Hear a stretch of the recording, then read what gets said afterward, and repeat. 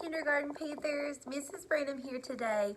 I have a really good story. It's one of my very favorite books to read, and the title of it is called Bear Snores On. That's the title, and here's the front cover of my book. There's the back cover of my book. Okay, after looking at the front and hearing the title, Bear Snores On, I want you to try to make a prediction and tell your family right now what you think might happen in this story, Bear Snores On. Okay, so let's see if you were right. And then when we're reading today, I want you to think about if you think this story is a real story or if you think it is a make-believe story, okay? If it's something that couldn't happen, if it's a fantasy, or if it's something that really could happen, okay?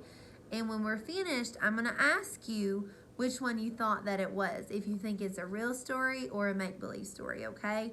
And while we're reading, I also want you to look for the characters. Remember, the characters are the people or the animals in the story. It's who the story is about. All right, let's get started. Bear Snores On. The author is Karma Wilson. The author writes the story. And then it's illustrated by Jane Chapman. The illustrator draws these wonderful pictures. So let's get started.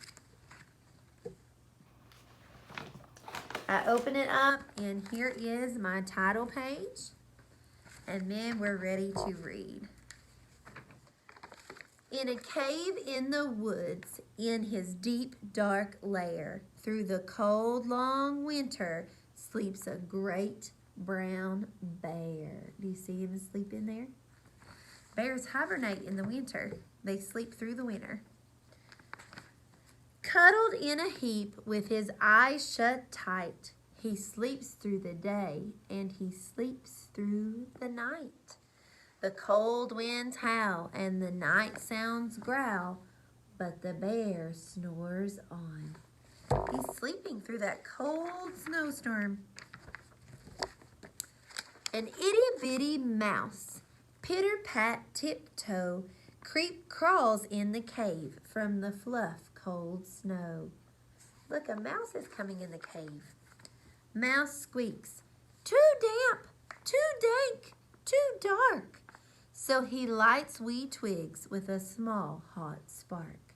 So look, the mouse came into the cave and he's making a fire. The coals pip pop and the wind doesn't stop. But the bear snores on. So does the bear know that the mouse is there? No, he doesn't, does he? He's still asleep. Two glowing eyes sneak peek through the den. Mouse cries, "Who's there?" And a hare hops in. "Ho, Mouse," says Hare, "long time no see." And they pop white corn and they brew black tea. So here came the hare. A hare is a type of rabbit. And so here it came, and him and the mouse, they're having a popcorn party inside of the bear's cave. Does the bear still know that they're there? Mouse sips, wee slurps. Hare burps, big burps. But the bear snores on. A badger scuttles by, sniffs at the air. "I smell yummy yums, perhaps we can share." "I've brought honey nuts," Badger says with a grin. "Let's divvy them up, cozy down, and dig in." More animals are coming inside of the cave. And they nibble and they munch with a chew, chomp, crunch. But the bear snores on. Does he know that any of this is happening? No, he's still asleep. A gopher and a mole tunnel up through the floor. Then a wren and a raven flutter in through the door. Mole mutters, "What a night, what a storm," twitters wren, and everybody clutters in the great bear's den. They tweet and they titter, they chat and they chitter, but the bear snores on. In a cave in the woods, a slumbering bear sleeps through the party in his very own lair. Oh, he's still sleeping. Hare stokes the fire. Mouse seasons the stew. Then a small pepper fleck makes the bear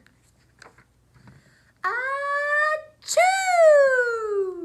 He blows and he sneezes, and the whole crowd freezes. What happened? A pepper fleck from the stew made the bear sneeze. Do you think he's going to wake up? Why do you think they all froze? They don't know what the bear's going to say. They're in his house, and he doesn't know that they're there. And the bear wakes up. Bear gnarls and he snarls. Bear roars and he rumbles. Bear jumps and he stomps. Bear growls and he grumbles. Oh no. You've snuck in my lair and you've all had fun. But me, I was sleepy and I've had none. And he whimpers and he moans and he wails and he groans, and the bear blubbers on. So did he wake up mad or did he wake up sad? He woke up sad. He wanted to have a party too. But the mouse squeaks, "Don't fret, don't fuss. Look, see, we can pop more corn and we can brew more tea." Bear gulps and bear gobbles. He sighs with delight. Then they spin tall tales through the blustery night. When the sun peeks up on a crisp, clear dawn, the bear can't sleep. But his friends snore on. So now the bear's awake and everybody else is asleep. So that was our story, Bear Snores On. I love that book. I think it's a really good story. And I asked you while we were reading to think about if you thought this was a real story or a make-believe story. So what did you think? It's a make-believe story. It's a fantasy. It couldn't really happen. And there's things in this story that help me to know that.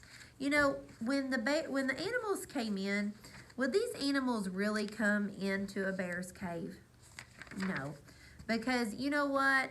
A mouse and a bear would want to eat that mouse in real life. And look, can a mouse build a fire? No. What else in this story helps you to know that it was make-believe, that it couldn't really happen? Would the hare be drinking out of a cup? No. Could they make popcorn? No. Would they all have a party together? No, probably not. So those are make-believe things that couldn't really happen. So what's going on in this story? They're having a party around a fire. They're talking to each other. Do animals talk? No, that's make-believe. It's not real. But I like to read make-believe stories, and a big word for make-believe stories is called fiction. So this is a fiction book, Bear Snores On.